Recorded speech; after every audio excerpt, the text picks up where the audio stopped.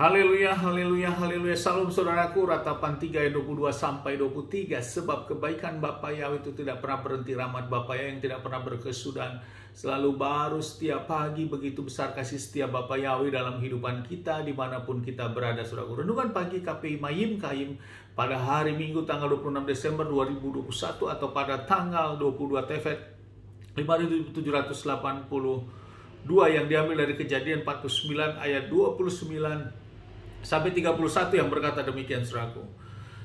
Dan dia memerintahkan mereka dan berkata kepada mereka, "Aku hampir dikumpulkan kepada kaum keluargaku.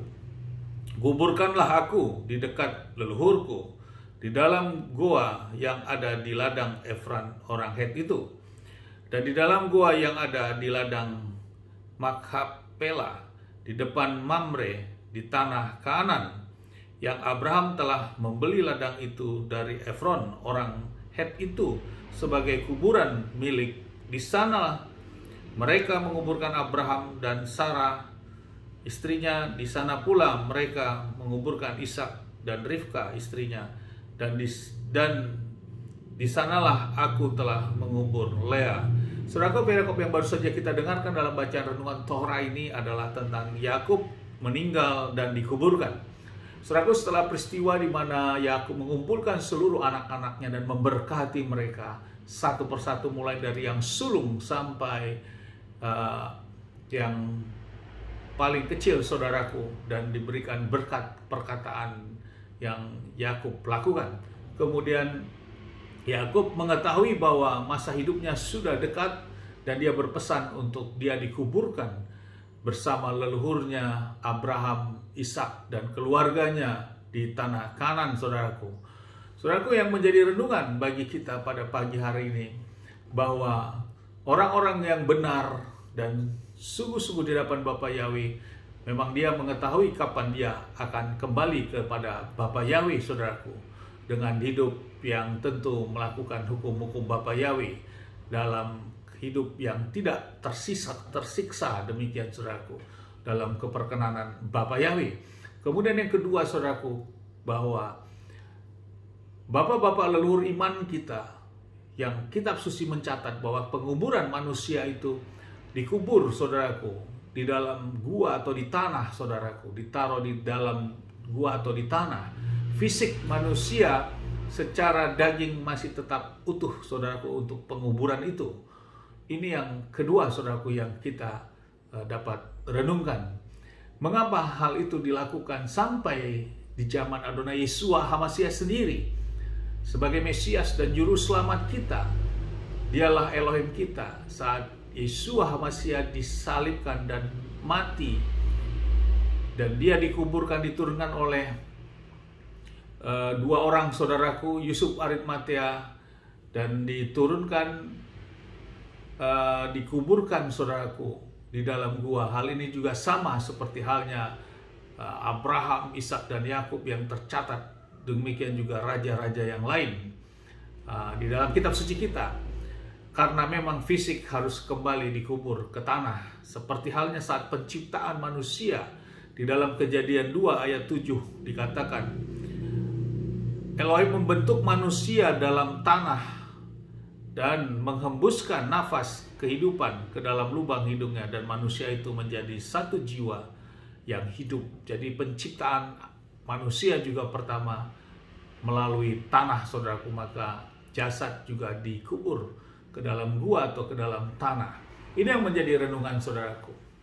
Dan mari kita dalam menjalani kehidupan kita saat ini, dalam hal penguburan ini, kita ikuti apa yang bapak-bapak leluhur lakukan sebagai iman kita, dan juga Adonai Yeshua HaMashiach sendiri juga melakukannya.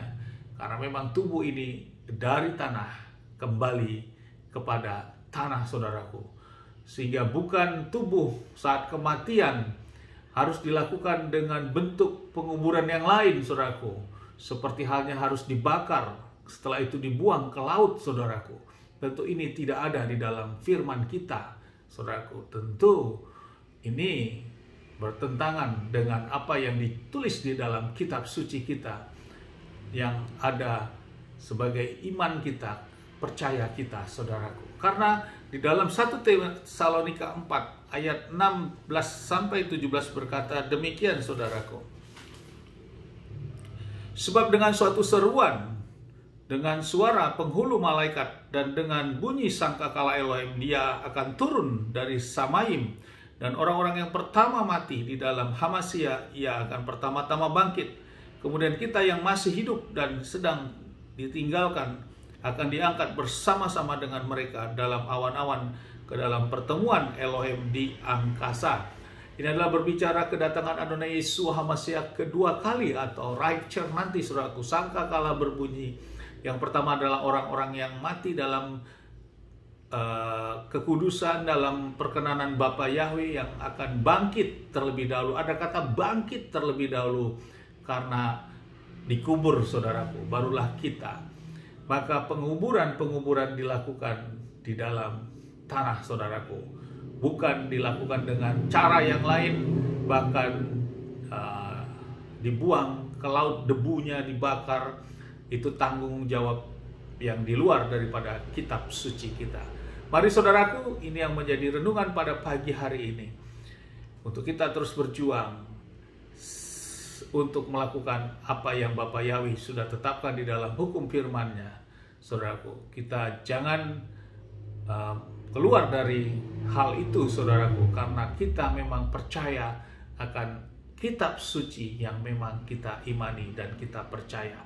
Kecuali kita memiliki kitab suci yang lain yang diimani, tentu itu menjadi beda, saudaraku.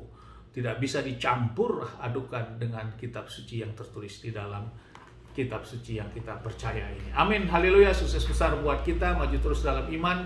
Dari tempat ini saya berdoa, Bapa yang memberkati dan melindungi kita semua dimanapun kita berada. Bapa yang menyinari wajahnya kepada kita, memberikan kita kasih karunia.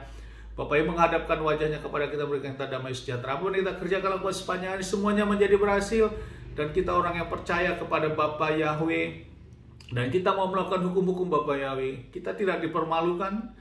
Janji firman hidup kita terus diberkati. Ada pertolongan Bapa Yahweh. Amin, haleluya, shalom, saudaraku.